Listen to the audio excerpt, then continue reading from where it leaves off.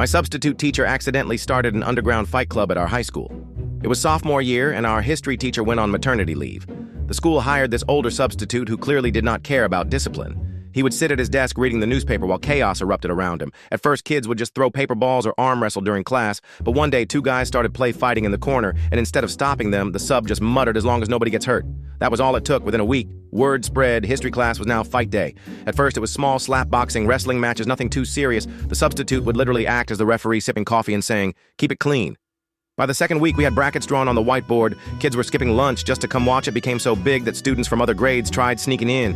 We would push the desks against the wall, form a circle, and people would chant like it was the UFC. The sub never wrote anyone up. He just kept saying, "If you are gonna fight, at least learn some rules." The craziest part, he started teaching us. He brought in gloves and pads from his car.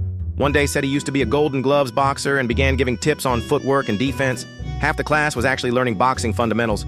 We even had championship Fridays, but of course it could not last. One kid got cocky, tried a spinning kick, and accidentally knocked over the American flag stand. It snapped in half, echoing down the hallway. That is when the assistant principal walked in, the whole room. Froze kids' sweaty desks shoved to the side. One guy still holding the broken flagpole, the assistant principal's jaw dropped. Meanwhile, our substitute stood there calm as ever, sipping his coffee, and just said, "History lesson. We are reenacting gladiator games. We thought for sure we were dead." But instead of exploding, the assistant principal just sighed and told everyone to sit down. He pulled the substitute into the hallway for a long talk. When he came back, class went on like nothing happened, but the fight shut down for good. Here is the insane part. Weeks later, we found out the assistant principal had been a Golden Gloves boxer too.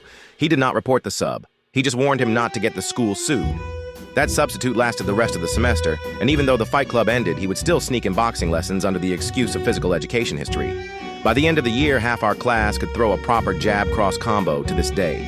People still joke that our sophomore history class was more like a bootleg MMA gym than a school subject.